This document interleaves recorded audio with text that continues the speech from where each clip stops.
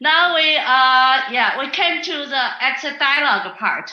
So because we have two friends to jump in, Jinlong, Xuanhe, please turn on your camera.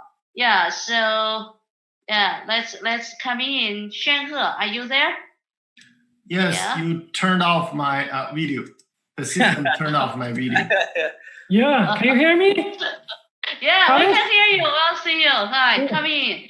Yeah. So it's a very nice day, big day. We see all these older friends came together. Alice, the system turned off my video.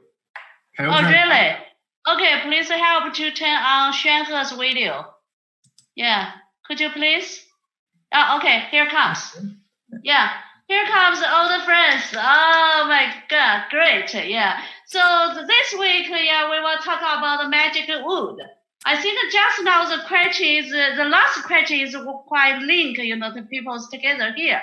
Xuanhe, you do a lot of things for hydrogel, right? Liang Bin was, doing wonderful work for wood. So the last question is ask for hydrogel and wood. How do you compare? How do you going to work together?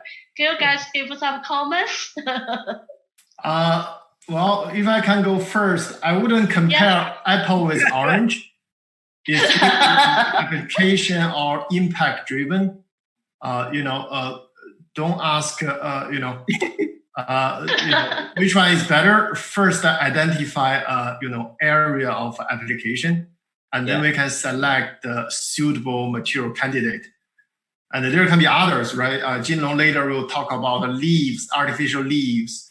And then in the previous talk, we learned, vaccines, different types of materials, structures, devices. So really, it's an application driven, I would say.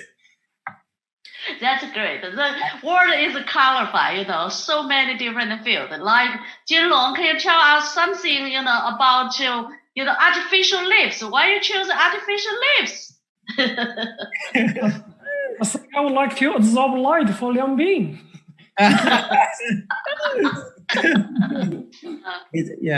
Like a bamboo, right? Okay, great. So today we focus on these topics. I think the question is like this. In China, we have in the traditional Chinese cultures, we have these 5 basic elements, right?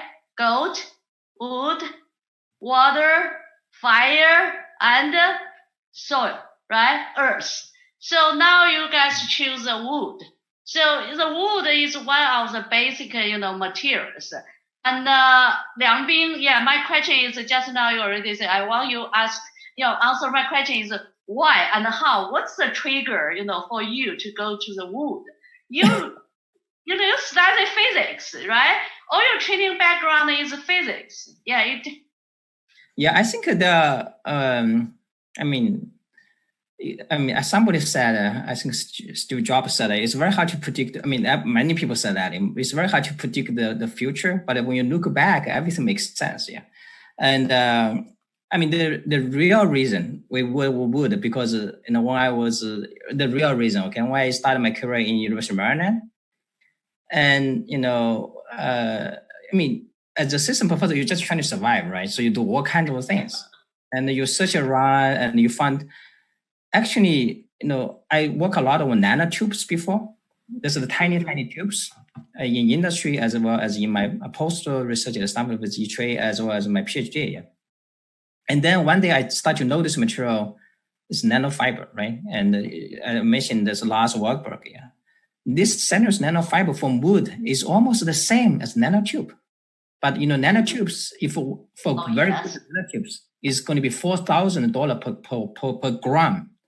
The wood at most is like $2 per kilogram. Yeah. So this price is like thousands times difference here.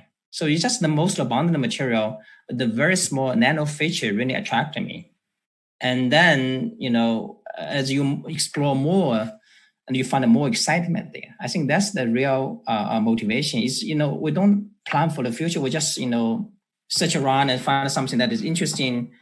And now if you look back, it's actually make a lot of sense because this material is really abundant, is really sustainable. It can actually I visited Xunhe a few months ago. I mean, it can be used for hydrogen as well, right? And can be component for artificial leaves, like Jinlong, right? So I think it's really about the building block, yeah. And I think also we need to work together, right? I mean, I work very closely with Tenny. I work very closely with Xiaobo and Rongwei and so on.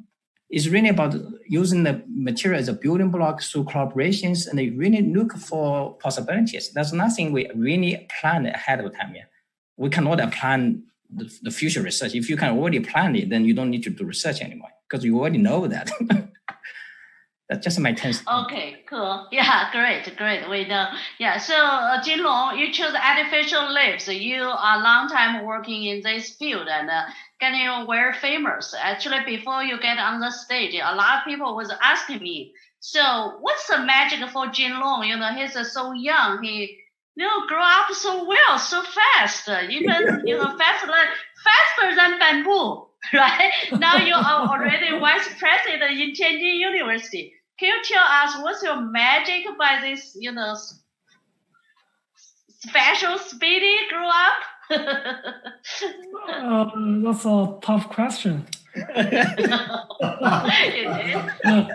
would say pick it up at the right time to return to China and then pick up new right thing to do. Oh my God! Yeah, how did you know that's the right time? That's a perfect time.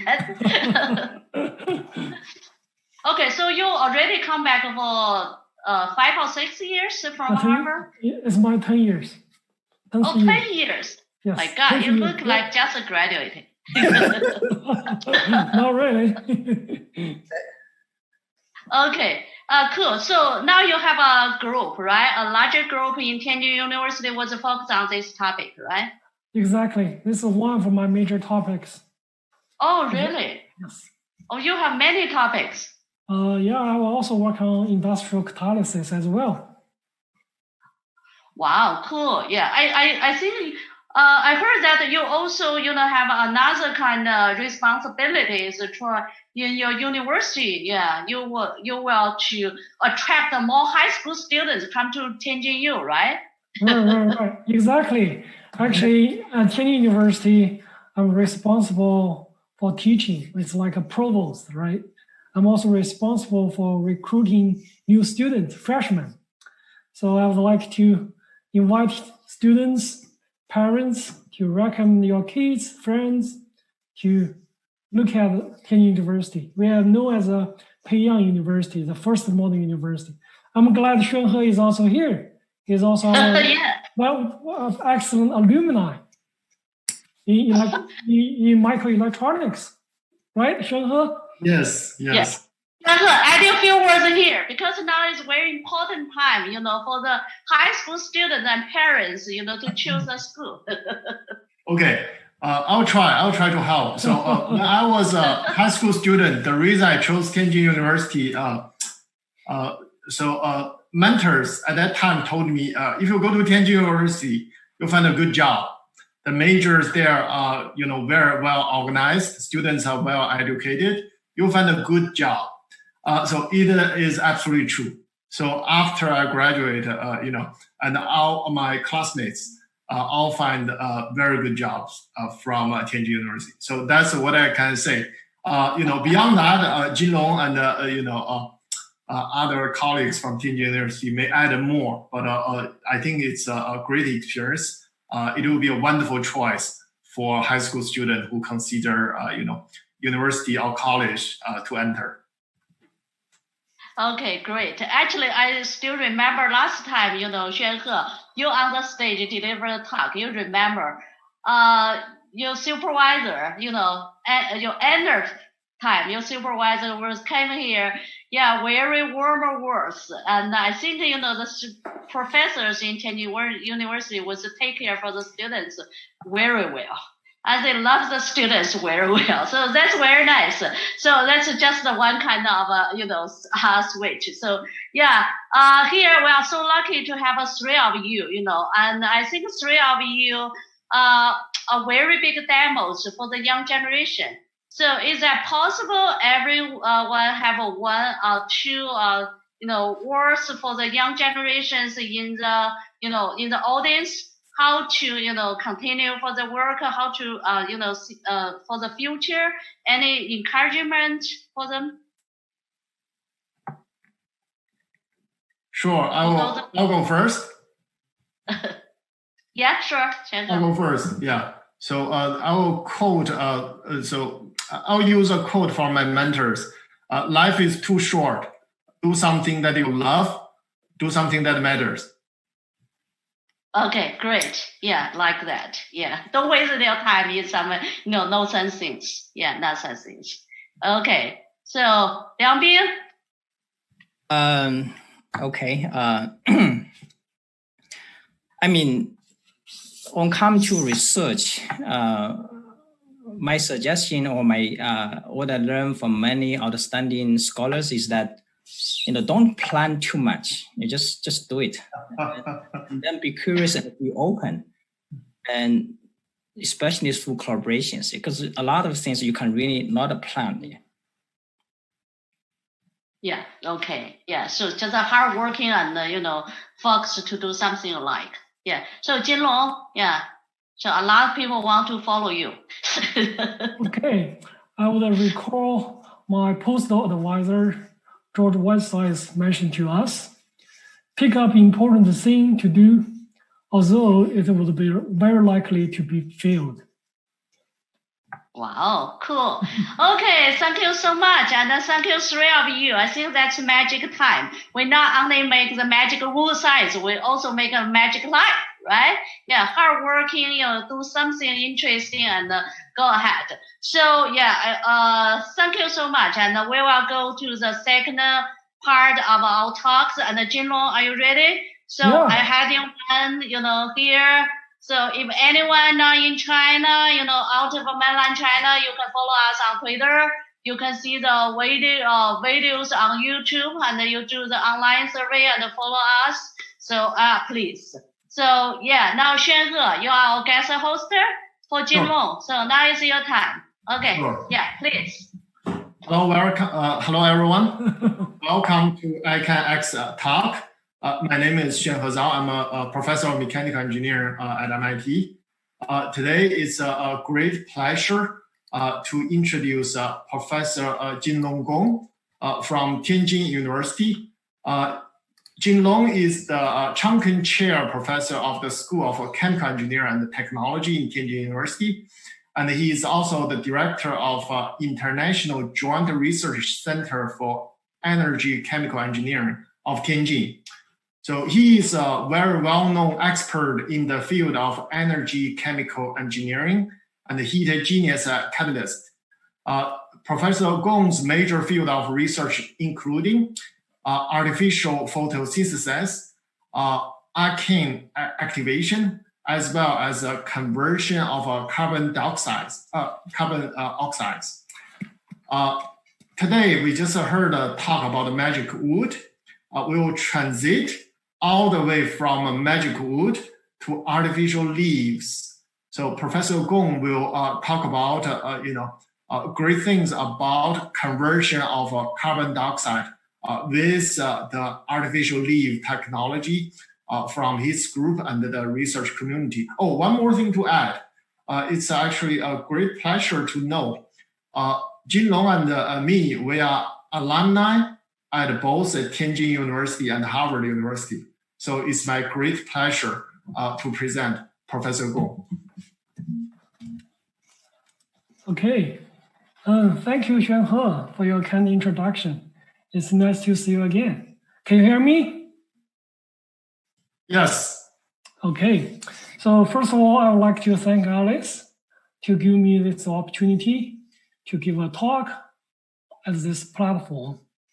As you all can imagine, it's not easy to give a presentation after Liang Bing. That's always true. So, but I will try to do my best.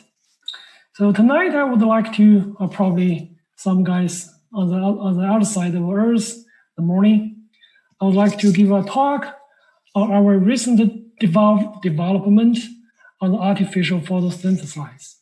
Okay, I would like to particularly talk about the configuration design to device assemble based on the material science, chemistry, chemical engineering, and energy engineering.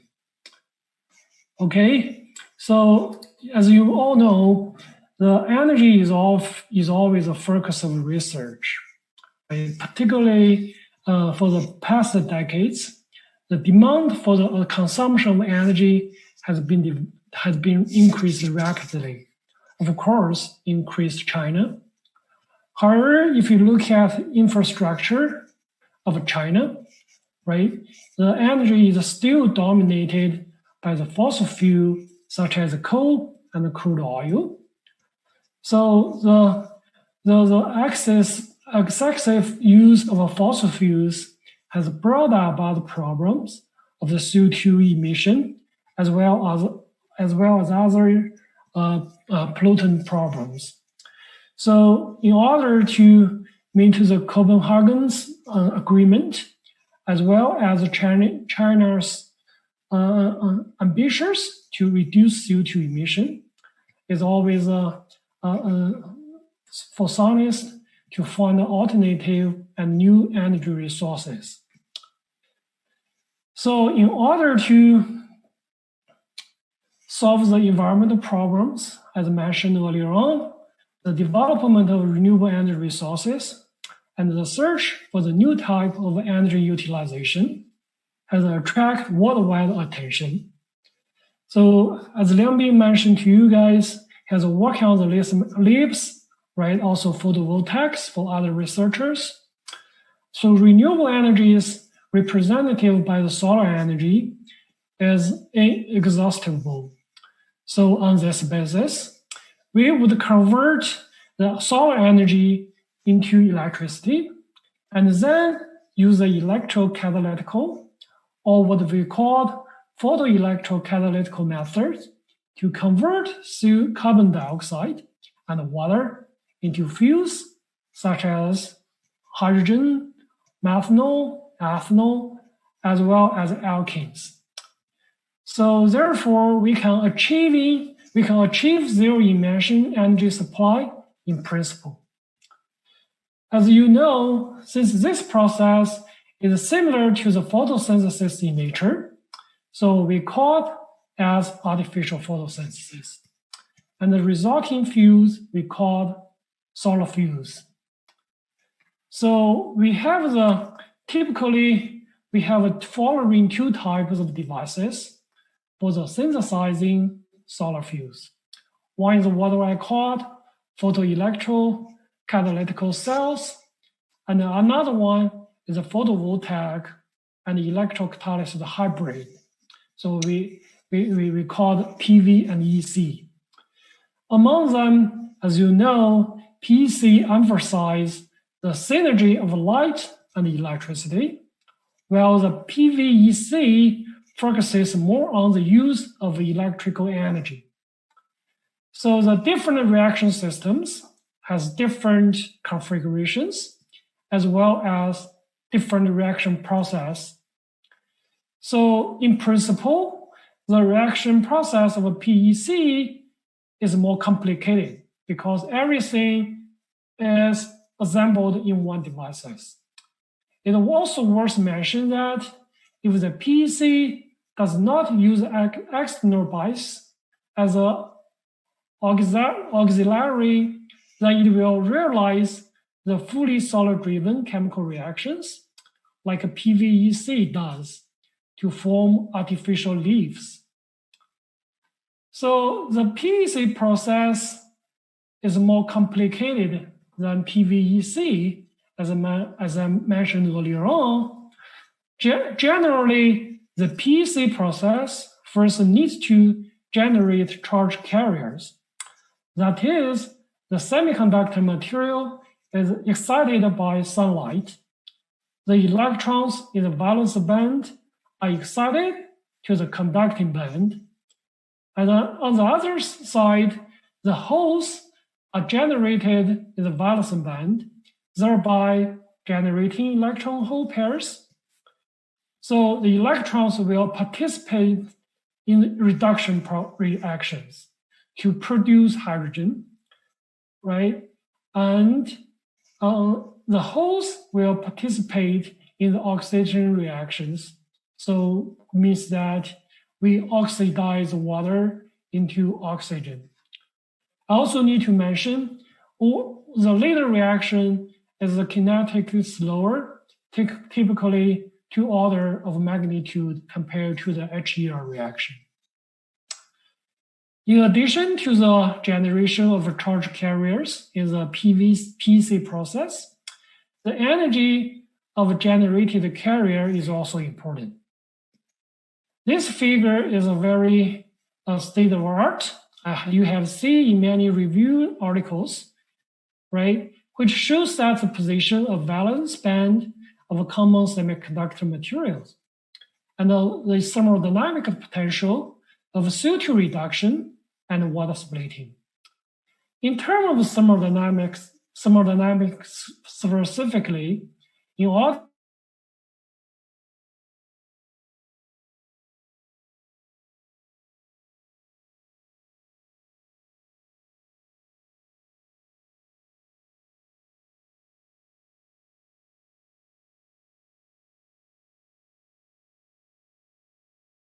analytical system or reaction, a certain barrier must be overcome. Such a barrier is typically much higher than the conducting band position of a common semiconductors. Therefore, we need to apply an external electrical field to overcome it. Since the electrons generated by semiconductor itself has a certain amount of energy, thereby reducing the consumption of electrical energy. So we also need to know that the energy band of semiconductor material will also bend due to the contact with electrolyte, therefore generating a built-in electrical field. Specifically, in p-type semiconductors, the valence and conducting band at the interface bend downwards, which helps electrons move towards the surface of the semiconductor and the inferences of the built-in electrical field and the counter electrode. So the p-type semiconductor are often used as a cathode for reducing water and carbon dioxide. In contrast, N-type semiconductor are typically used as anodes to catalyze oxidation reaction to produce oxygen. Although the PEC process is much more complicated, as I mentioned earlier, compared to the PVEC system, one of the major reasons is that PEC can directly conduct the photo-generated charge to the surface for the reaction, while PVEC system needs to conduct the charge to the catalysis surface through an external circuit. So there is an ohmic loss in the PVEC system. Therefore, in principle, PEC has a higher energy conversion efficiency. However, the PVEC system has an advantage of a better stability and easier enlargement of electrode area. So as many of us seen, they have 2 sides. Of course, this is also true for the PEC and the PVEC system. So in order to construct artificial leaves and realize artificial photosynthesis, we adopt the following research route. First of all, we use a narrow band gap semiconductor as our light absorbing substrate to expand the light absorbing range. Then we use a method of constructing a heterojunction and passivating the interface to promote the separation of photogenerated carrier. So the carrier can participate as much as possible to the surface reaction. On the other hand, in order to improve the overall stability, we cover the light absorbing substrate with a protective layer. So this is similar to the sunglass, right? The structure is very complicated, layer by layer, typically need 5 to 6 layers. It's also true for you to construct the artificial leaf. Finally, under the guidance of a high throughput theoretical calculation, we introduce controllable green boundaries, interfaces, alloys to improve the surface reaction rate, kinetics, selectivities. And after a series of reasonable designs, we can finally achieve the efficient synthesis of solar fuels without external biases. So this is basically the principle behind our design of artificial leaves. So I will particularly talk about the several specific aspects. First of all is a photoelectro water splitting, followed by the CO2 reduction. And then I will give you several examples for putting together assembly of artificial leaves. So the current research interest in the PEC water splitting is using narrow band gap semiconductor, as I mentioned earlier on, as a light absorbing substrate, because narrow band gap semiconductor has a wide range of light response and a high light conversion efficiency. There is a two type of work I need to mention here. One is from Doman's group of the University of Tokyo. His group adjusted the ratio of indium to gallium in CIGS, which is typically a solar cell, the material for the solar cells. So via this method, they can change the energy band matching between CIGS and cadmium sulfide and improve the transfer efficiency of photo-generated electrons. As you can see here, at 0 volts versus RHE, they can obtain a current density of about 28 milliamps per square centimeter. So for the single crystal silicon photoelectrode, another work from the Professor Wilson at Delft in Netherlands through the 18 hours against the treatment of surface nickel metal alloy, okay, particularly converted into the nickelous oxide or nickelous hydroxide, or the hybrid of the two mix, which improve the degree of energy band bending and improve the water oxidation performance of this silica anode. So silica is very, very important for the classical semiconductor industry, for the PV system, of course, for the PEC system.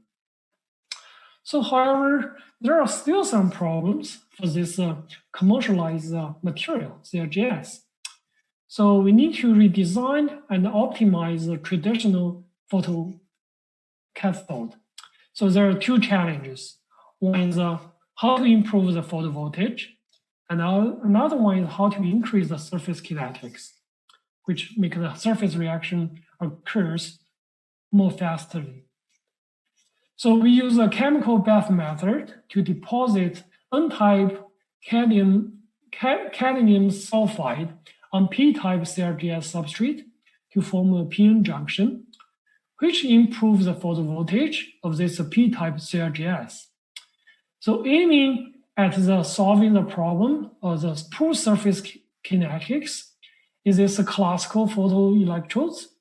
So we also proposed a two-step deposition method, right? One to make a nucleation of platinum nanoparticles, and then to groom these nanoparticles in a controlled manner.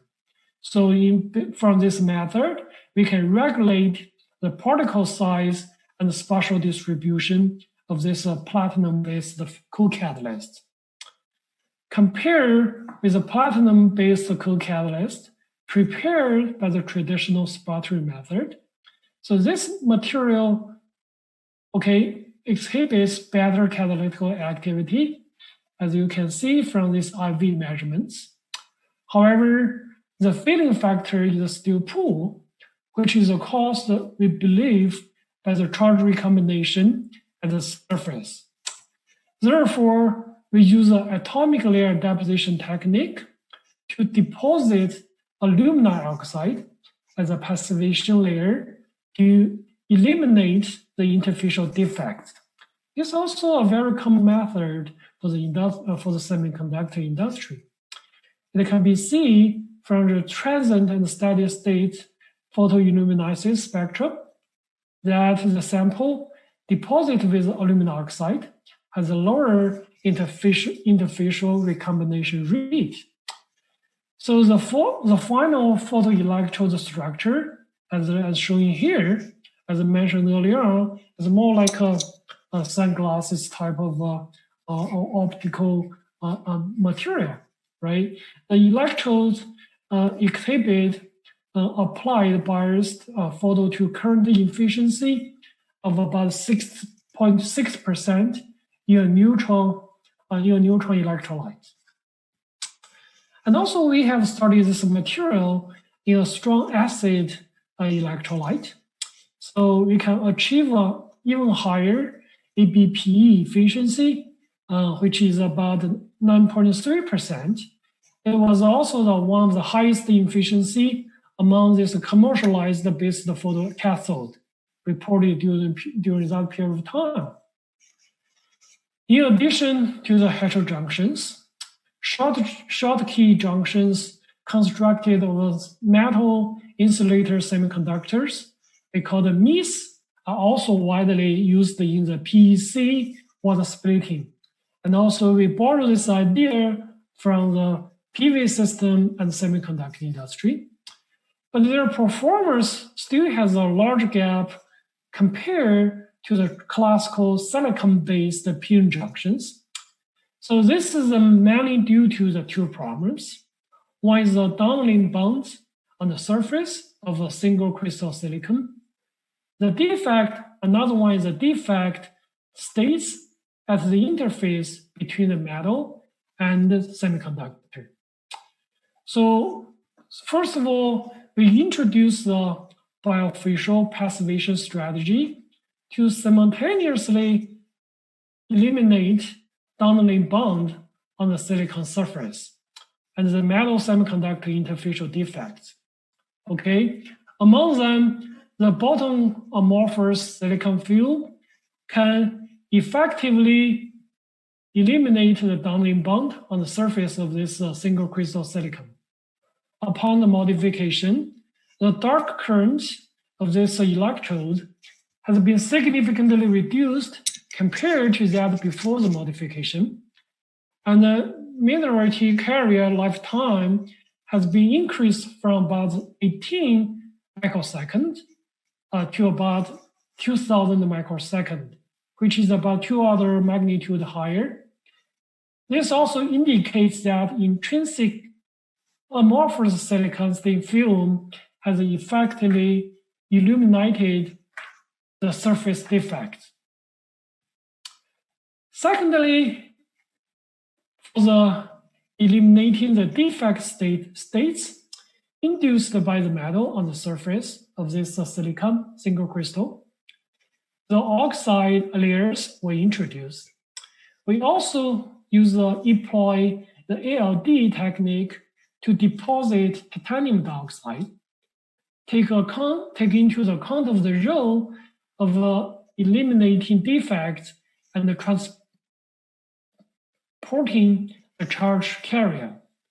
So you can also see from this parallel spectrum that upon the modification, the surface defect induced the recombination is significantly reduced, proving that the metal-induced defect state has been effectively removed. So we apply this unique misjunction with our bifacial passivation layers to the PEC water oxidation reaction. Okay, and you can see from the LSV curve that the misjunction is a bifacial passivation layers. Okay, as showing here, has improved the photovoltage and the saturation current density relative to the misjunction without any modification. Okay, we can also achieve the efficiency about 3.9%. So this is also one of the highest value in the misjunction system. Simultaneously, we can also achieve a very good stability for this type of material.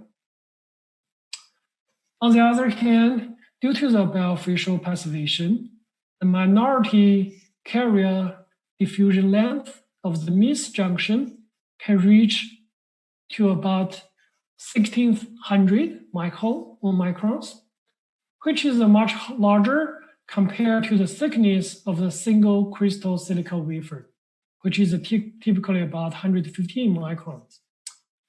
Therefore, we can shift the junction region to the back of the electrodes.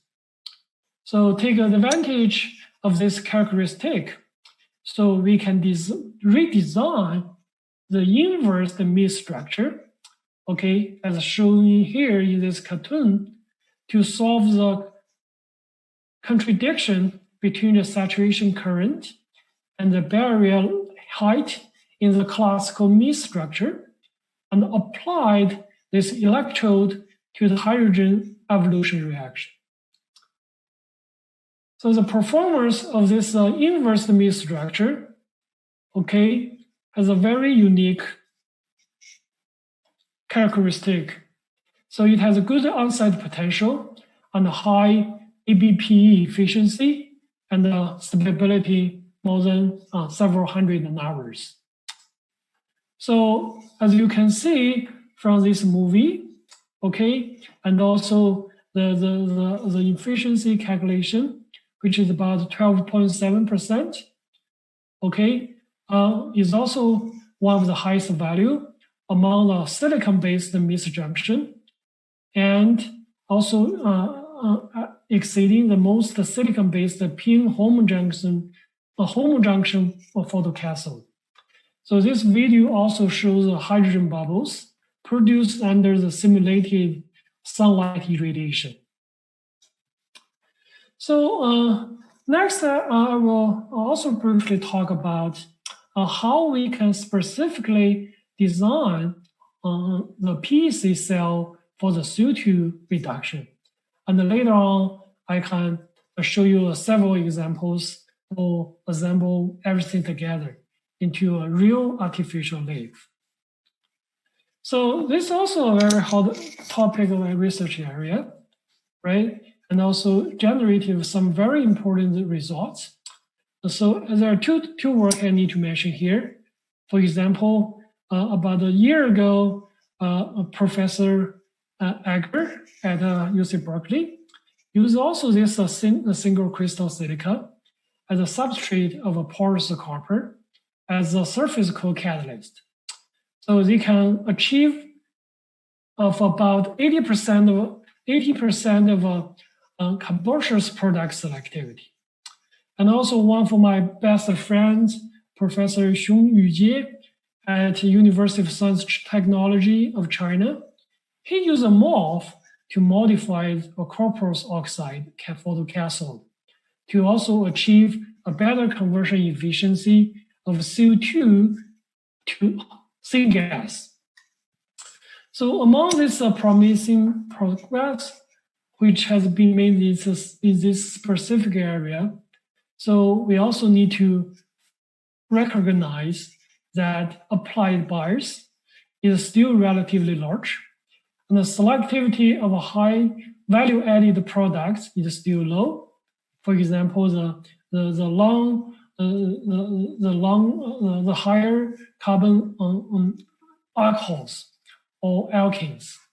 Okay, so therefore our focus is to increase the driving force and reduce the applied bias by rationally designing the photoelectrode structure.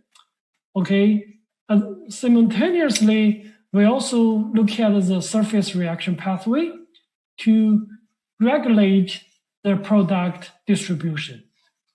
So I will also tell you several structure as an example here. So in order to enhance the driving force, so we start with amorphous silicon solar cells as a substrate. So this is a very fabulous substrate, so which can be separated from the holes, or the electrons from the substrate can be separated from the holes, and the built-in electrical field of the PIN heterojunction. So the formation of the PIN heterojunction is very important. Okay, the electrons from this heterojunction can be transported into the catalyst surface and participate in the CO2 reduction reaction. So simultaneously, the back illumination mode reduces the parasitic absorption of the co-catalyst, promoting the absorption of the light of the substrate, also increase the photo-generated voltage. So we also use a gold nanoparticle, so very famous plasmonic metals, and we deposit these nanoparticles on the electrode surface by the E-beam evaporation as a catalyst. So we also controllably change the green boundary density by adjusting the particle size distribution of gold.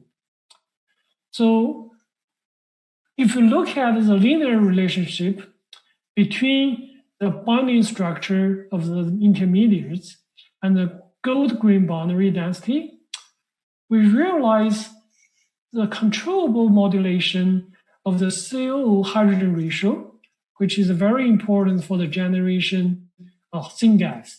Right, syngas is called the basics of a chemical industry. Okay, and this is a CO-hydrogen ratio in our product distribution, and also we can choose the most commonly used ratio of 1 to 2 or 1 to 1 to 1 to 2 based on this green boundary density. So under the AM 1.5G light illumination, the efficiency of this amorphous silicon photocathode can reach to about 0.428 without any further modification. So the reduction of CO2 always faces the competition from the water splitting and to produce hydrogen. So we need to use this hydrogen to convert it into other hydrogen containing molecules. So in order to further improve the selectivity of the carbonaceous products, it's necessary to find a material to inhibit the hydrogen production or suppress the hydrogen reaction. So copper oxide is, of course, one of such best candidates. So, however, the copper oxide is also notable for this very low stability. Okay, it can be easily deactivated when it directly used in the PEC process because of light illumination. Okay, therefore, we first design experiments to understand the mechanism behind the deactivation of this copper oxide. So we conduct the comparative experiments. Okay, for the time issue, I will not talk about the detail here, but we found that the copper oxide has better stability and the front illumination mode. This is because the whole transport distance is shorter and the front illumination mode. So the main reason for its deactivation is oxidative corrosion of the holes. Aiming at the reducing the oxidative corrosion, so we propose to place the copper oxide in the dark cathode, right, instead of the light cathode, to avoid the generation of the photogenerated holes. Meanwhile, these photogenerated electrons, okay, as the photoanodes, can be transported into the copper oxide through an external circuit to drive the CO2 to reduction reactions. This is ideally, okay, for in elastic, we have to place both electrodes under the light. So, but this is a model type of a study, okay? So we can use this method to stabilize the catalysis surface, okay, suppress the side reaction, and promoting the conversion of CO2 to other methanol and syngas product. We also look at the reason, okay, for inhibiting the HER reaction on this copper oxide surface. So we rely on the depth calculation first, followed by ECAT reaction measurements. So we found that the surface hydroxyl species has a great influence on the absorption carboxyl groups, which plays a very important role in computation of CO2 reduction and HER reaction. So when the surface coverage of hydroxyl groups is moderate, okay, which here is about half monolayer. So this copper oxide catalyst can both promote CO2 reduction and inhibit the hydrogen evolution reaction. So this is the fundamental reason, so why the dark cathode can show the good performance is that the larger driven force and moderate for the current of the titanium dioxide photocathode adjusts the coverage of hydroxyl groups on the surface of this dark cathode. This gives us a guideline on how much of a surface bounded species, okay, is optimized to fully convert the CO2 into syngas or methanol.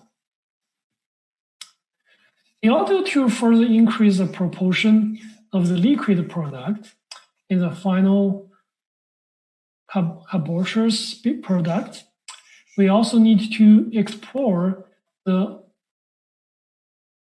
insight of the reaction mechanism. So we have designed a couple of model experiments, and we found that when the hydrogen species needed for the CO2 reduction come from absorbed hydrogen, the product will be the methanol. On the other hand, when the source of hydrogen species is a proton, so the product obtained is methane. So in order to increase the proportion of the methanol in the final product, so the type of absorbed hydrogen is a key issue. However, the binding energy of the absorbed hydrogen on the copper oxide surface is quite weak. As Liangbing mentioned earlier on, hydrogen bonding is always weak, right? Which limits the production of methanol. So through the depth calculation, we find that the copper and the copper oxide, right? The 2 and 1 valence state of copper to construct the metal oxide interface, which is very important, which can significantly enhance the binding energy of the absorbed hydrogen on the surface. And also at this interface, the binding energy of the absorbed hydrogen and CO are balanced. So which means there's a trade-off between the absorbed hydrogen and the CO. This structure could be beneficial for the production of methanol. So under the guidance of the theoretical calculation, so we design such structure by deposit copper nanoparticles with controllable particle size on the surfaces of the copper oxide, okay, with an adjustable permanent length. So use the catalyst with the interfacial size as I show you here, right, for the CO2 reduction. The Faraday efficiency of a methanol can be reached to about 54%, which also shows that construction of the interfacial sites can realize the regulation of the formation of a methanol pathway. Compared to the single carbon product, multi-carbon products are more valuable, as I mentioned earlier on. The coupling between the adsorbed CO is a key to absorb the multi-carbon product. So we first look at the absorption and conversion of CO on the copper-based catalyst. Okay, also through the DFT calculation. Okay, according to our result, the green boundary sites on copper can enhance the absorption energy of CO, thereby effectively reduce the reaction barrier for CC coupling process.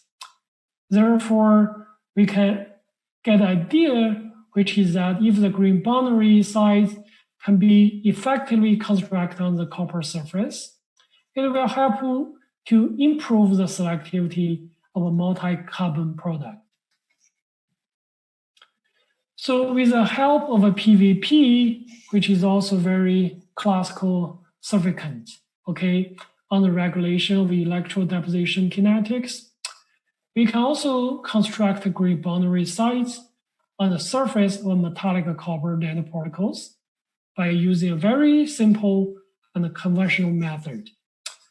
So the performance test of this CO2 reduction indicates that compared with a copper catalyst without any green boundary, so this catalyst rich in green boundaries exhibited remarkable multi-carbon product Faraday efficiency, which is about 80%.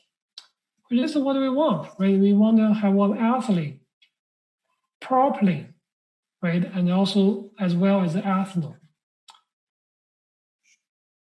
Based on this result, we built a PV-EC system and a considerable energy conversion efficiency of this solid energy to this multi-carbon products can be obtained. The efficiency is about 3.9%. So as you can see, although we have made some little progress on the water splitting and the CO2 reduction, this reaction still sometimes uses external electrical field to assist.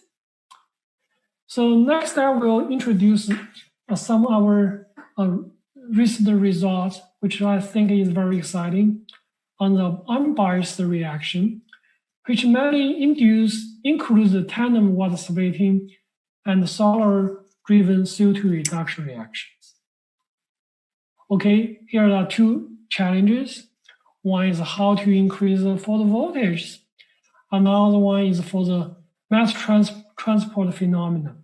Okay, particularly when you scale up your reactors, which has never been done in this specific area.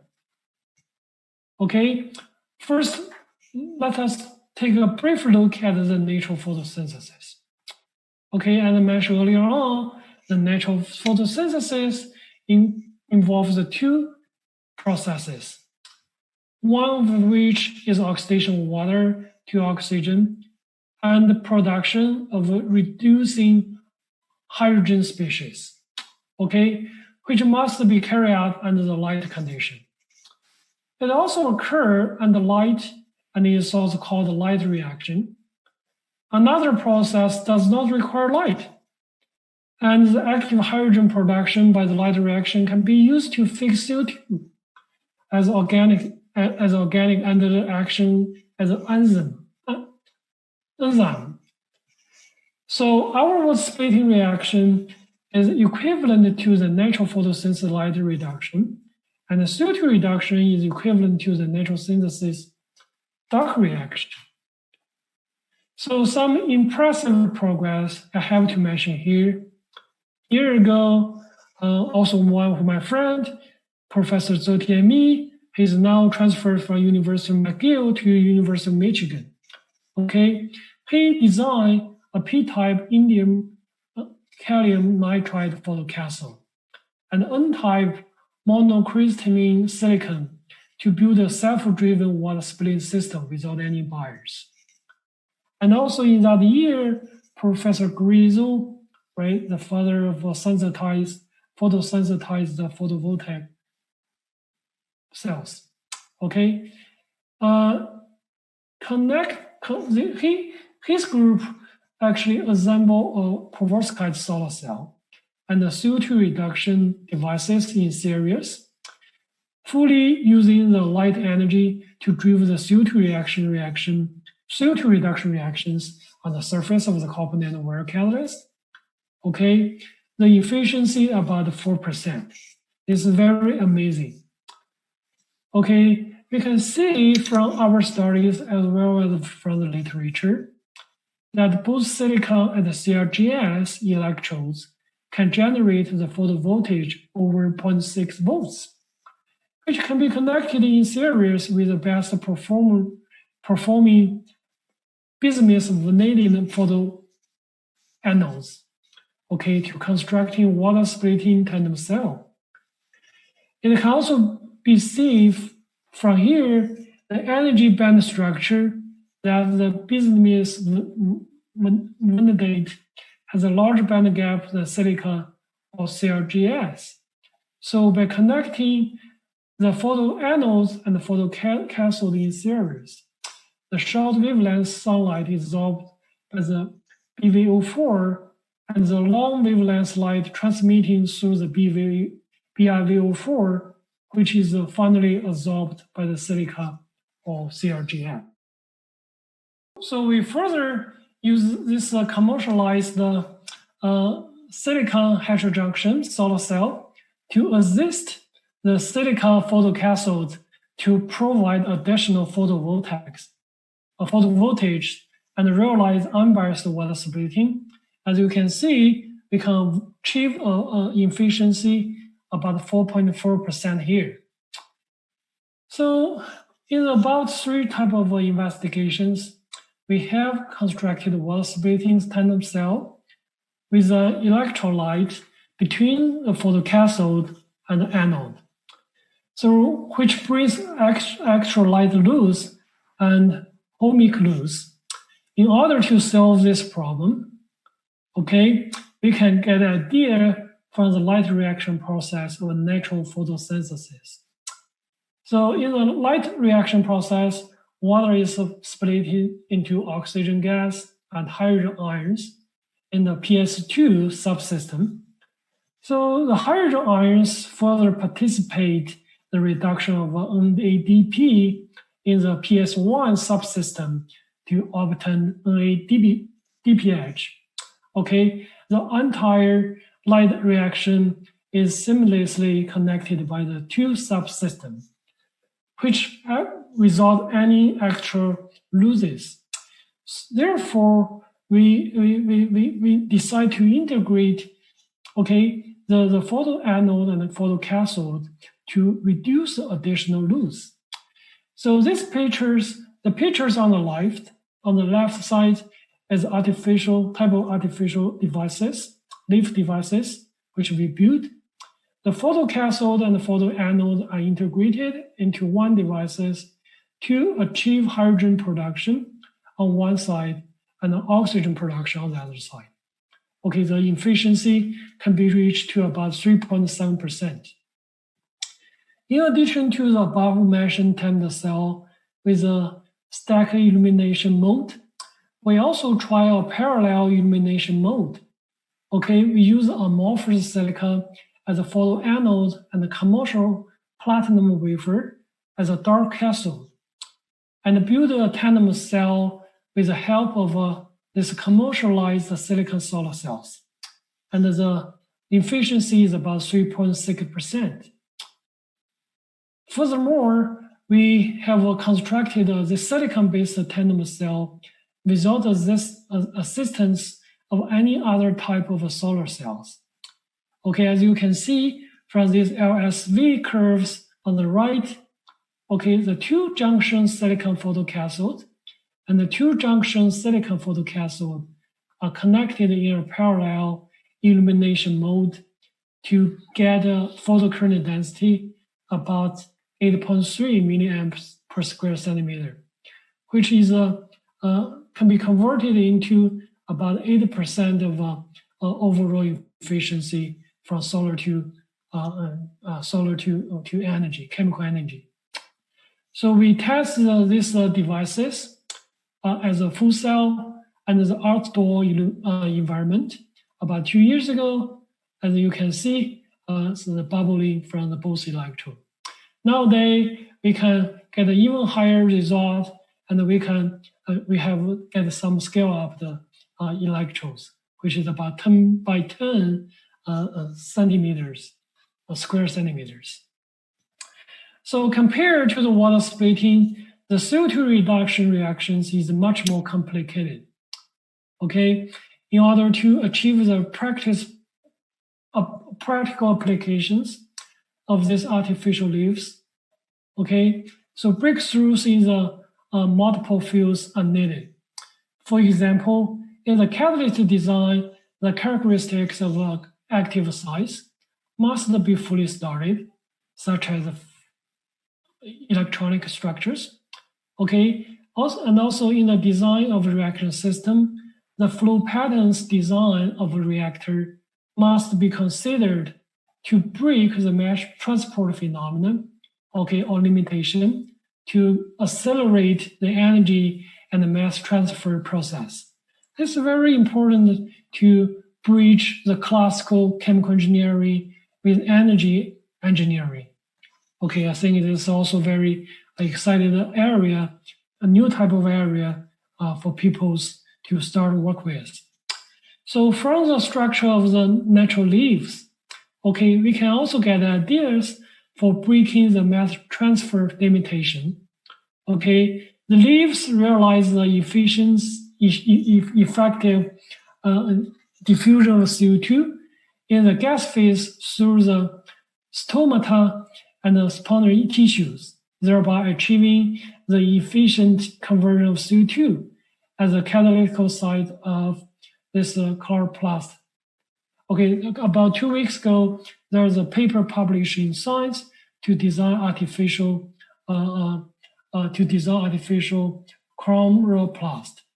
So in the traditional PEC CO2 reduction reaction, the H cell is often used as a reaction devices. So such a system is always limited by the mass transfer process and the low solubility of CO2 in water, which result in high energy consumption and low energy conversion efficiency. So we have to, I think, for the future study, adopt the gas diffusion electrodes to break the limitation of the CO2 mass transfer process. So through the use of gaseous CO2 reduction, okay, we have achieved a series highly efficient, unbiased, solar-driven CO2 reduction system. As I'm showing here, by using a higher energy bombardment deposition etching strategy, we can obtain a copper-based thin film with a selective exposure of 100 physics. So while connected with a commercialized variable silicon-based solar cell, much higher current and ethylene selectivity can be achieved and the efficiency for the ethylene is about 8%. Also, for the synthesis of a solar cell, the further application cost is also a factor to be considered. About 4 years ago, Professor Nathan Lewis at Caltech calculated the cost of water splitting, as you can see in this DOE report. They found that when the STH efficiency of both either PEC or PV-EC system about 10%, it takes about 11.4 or $12.1 to get 1 kilogram of hydrogen respectively. It is still much higher compared to the fossil fuel based hydrogen price. For example, based on the reforming process. Okay, so we believe that the growing development of a photovoltaic industry, the cost of this hydrogen production will become closer to the fusel energy hydrogen production. And also there are another important work to look at the technical, economical of CO2 reduction. Okay, a surgeon from University of Toronto look at this economics. Okay, they found that the energy conversion efficiency exists at 60%.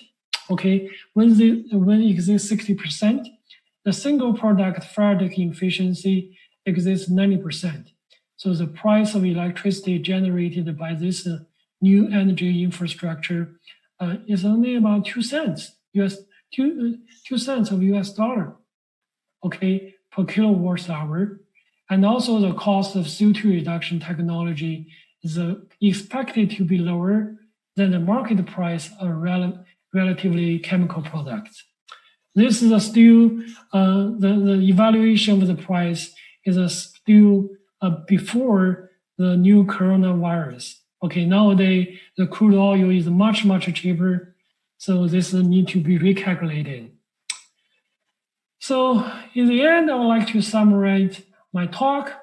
So I hope I convince you that based on artificial photosynthesis, okay, we can reduce the carrier recombination, okay, during the transportation process through the effective interfacial passivation. We can also employ the energy band engineering to design the photoelectrode structure according to the energy band position of material.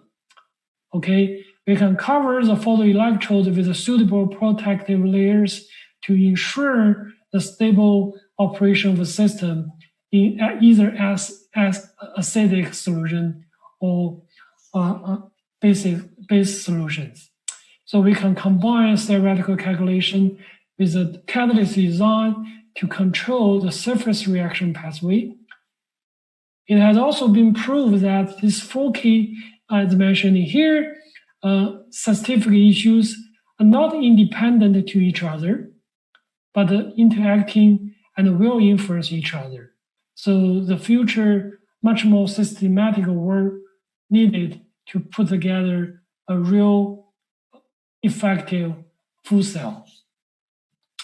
So next, I would like to, this is one of my last slides, okay? I would like to also make an outlook on the future direction of this artificial photosynthesis. The shielding effect of the catalyst layer and the protective layer on the sunlight absorption will reduce the solar energy efficiency. Therefore, how to eliminate the shielding effect of the catalyst layer on the sunlight absorption is become much more research focused in the future. Okay, research can be carried out from 2 aspects. First of all, developing a fully transparent catalyst layer, which has both good light transmittance and good catalytic property. Second, achieving the design of photoelectrodes for the light absorption on one side and the reaction on the other side.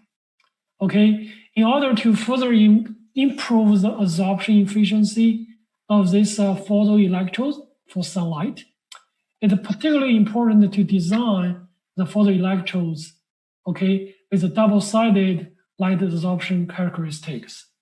This is also the most important area has been going on in my group, and I hope I will get another opportunity to give you some better idea on what's going on here.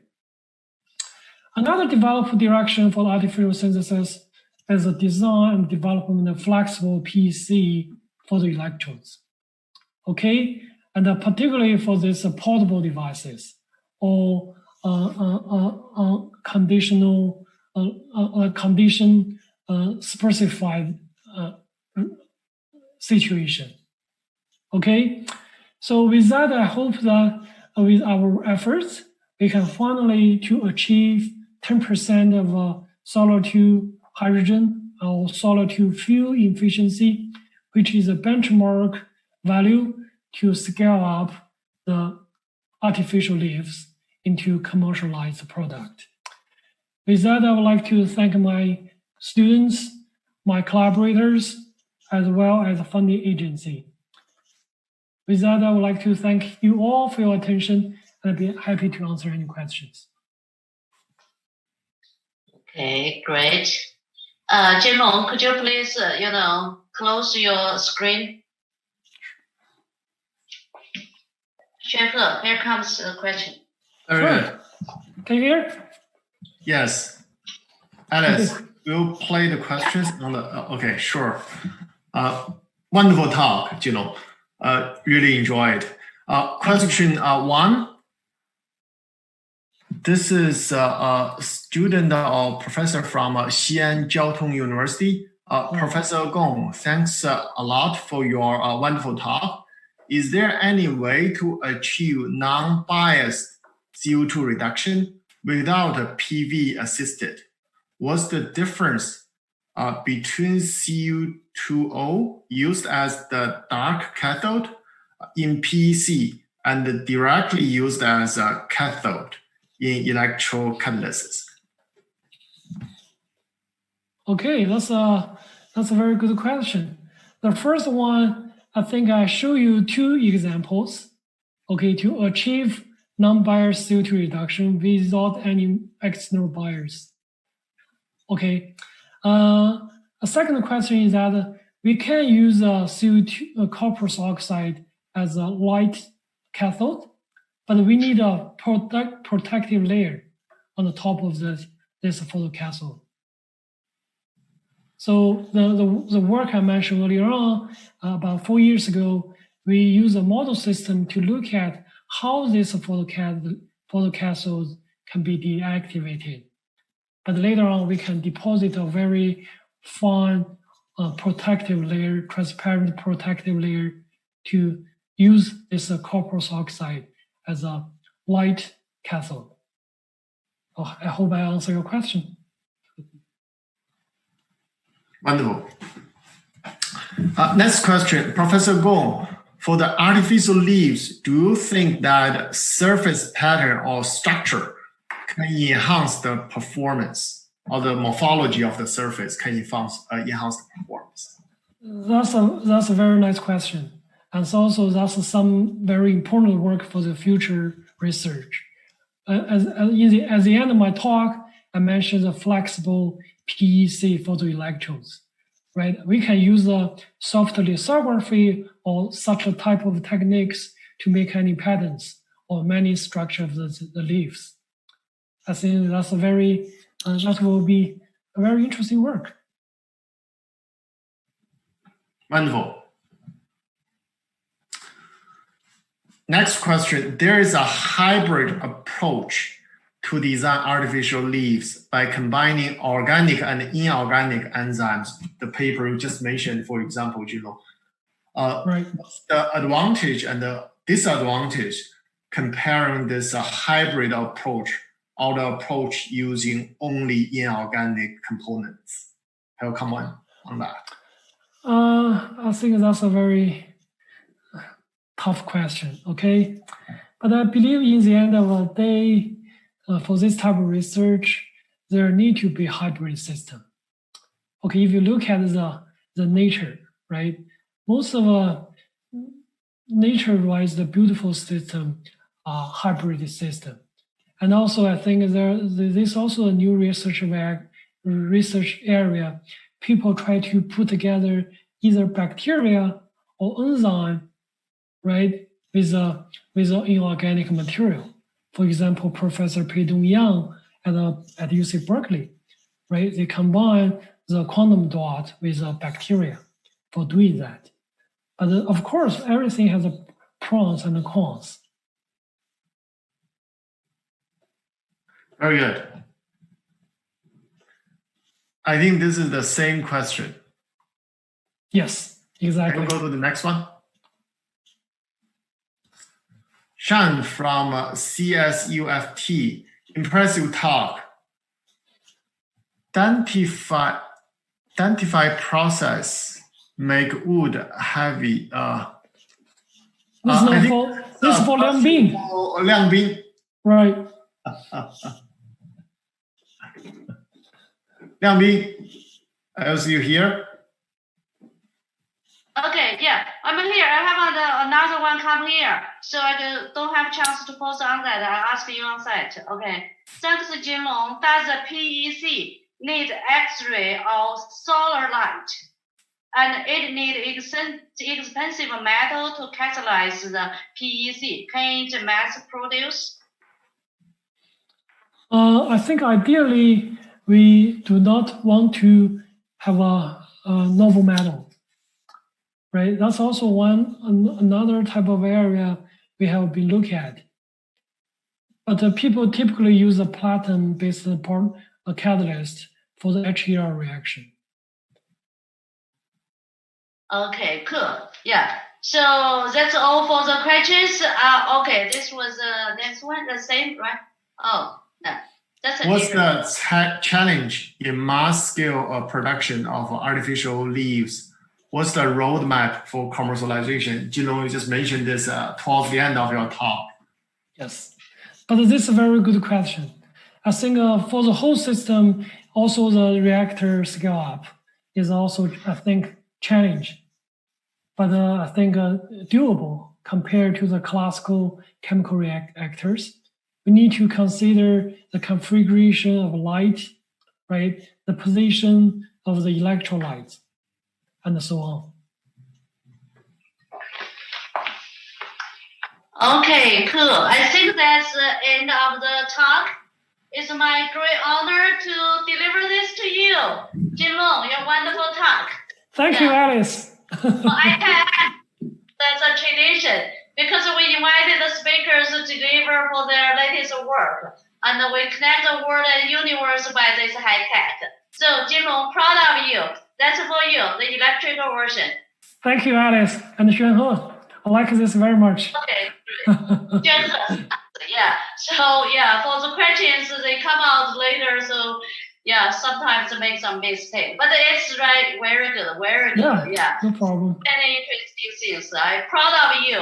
So yeah, that's the end of the show. But before that, I make some announcement. Yeah, for the people, so please follow up on Twitter. And for the YouTube, to see the replay of this talk, for the online survey, don't forget it. Please, do the online survey. We need your feedback. We can do better surveys and we can find the good speakers and the right topics. So please do the survey online. And we also, this platform is for the young scientists.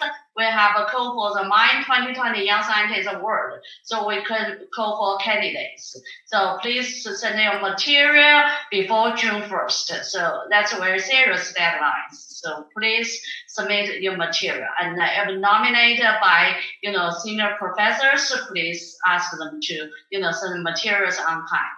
And next, month and early beginning, we have the first weekend, June is 5th. We have young scientist lectures from mine. So these 4 young men, they will deliver very nice talk in different topics. Please stay online with us for the young scientists. And second week in June is a highlight for the rising star from ACS Nano and ICAS talks. So these 3, young scientists, beauties, and handsome boy, they are all did very wonderful job. Please, stick with our ICAS talks. And this was our speakers. Yeah, that's a pretty large name. Last week, someone sent me the surveys on that. You will see, Professor Bao Zhenan. Now Zhenan is here, so she will get online later. So, but stay with us to see many new stories will come out, and many new topics will get on the stage. And next week we have more interesting topics. Maybe the title is attracting a lot of people. It's artificial intelligence and biomedical applications. Two professors. He Bin was from CMU, Carnegie Mellon University. Everyone knows that that's the best place, top university for the artificial intelligence. He is a superstar, in the brain imaging and these topics. So he will tell us about some brain-computer interface.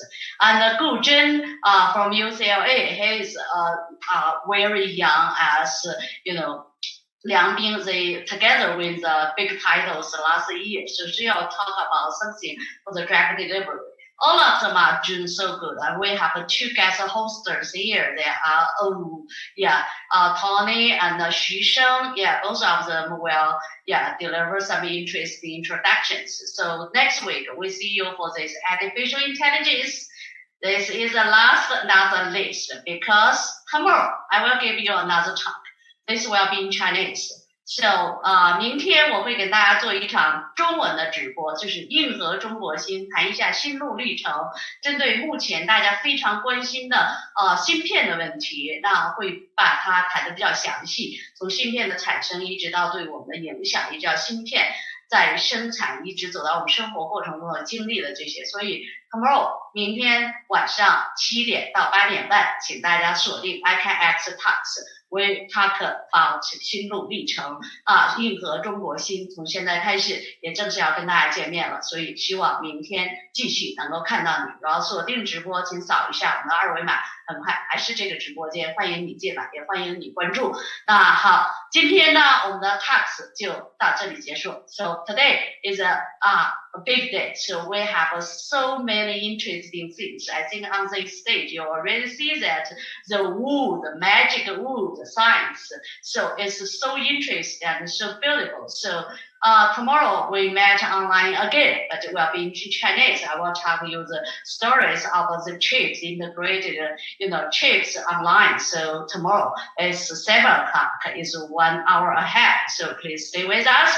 And I see you next week. And I can have the talks, Canal World and the Universe. So next week we work for artificial intelligence. So I stay with you online tomorrow.